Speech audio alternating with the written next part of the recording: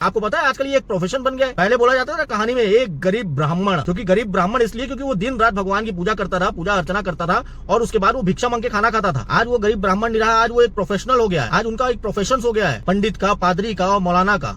वो प्रोफेशन के हिसाब से काम करते हैं। सिस्टम, उनके भी विजिटिंग कार्ड्स है, उनकी भी बड़ी बड़ी गाड़ियां हैं। अरे कोई लग्जरी में जी रहा है, कोई अच्छे घर में रह रहा है या अच्छे कपड़े पहन रहा है, उससे मेरा पॉइंट ऑफ व्यू उसमें नहीं है। मेरा पॉइंट ऑफ व्यू उसमें है कि आप सामान्य लोगों को, लोग जिस परेशानी से जूझ रहे हैं, अपने परेशानी से जूझ रहे हैं, अपने तकलीफों से जूझ रहे हैं, उससे आप डरा के उनको इतना डरा धमका के भगवान के नाम से और वसूली करके अपना घर भर रहे हैं। इससे मेरे को तकलीफ है। हम इतने बेवकूफ है, हमको ये समझ नहीं आता। श्री कृष्ण साक्षात विष्णु के अवतार, वो जब इस धरती में जन्म लेने के लिए आए तो माता की, जिस माता के वो पेट में थे, वो माता जेल में थी, बंदी थी और वहां पे उनका जन्म हुआ। क्या अगर कर्म के विपरीत अगर कुछ होता, क्या अगर जो होने के विपरीत अगर कुछ होता तो श्री कृष्ण साक्षात बदल नहीं देते अपना जन्म? क्या अपनी माँ को एकदम फूल का सेज नहीं दे देते? बात ये नहीं कि मैं भगवान की ताकत या उनकी शक्ति की विश्लेषण कर रहा हूँ। मैं ये बोल रहा हूँ कि जो भी होना होता है वो होता है, होनी होती है, जो होनी होती है वो होती है। होनी को कोई नहीं टाल सकता। ये भगवान ने अपने हर कथाओं में बोला है, लेकिन हम हैं बेवकूफ जो समझने को तैयार नहीं। हमको लगता है कि हम 5,051 10,000 1,00,000 1 रुपया अगर देंगे तो हमारी होनी टल जाएगी। ऐसा नहीं होता। हमारी ये बहुत बड़ी बेवकूफी है। श्री रामचंद्र जी जब 14 वर्ष के वनवास में गए,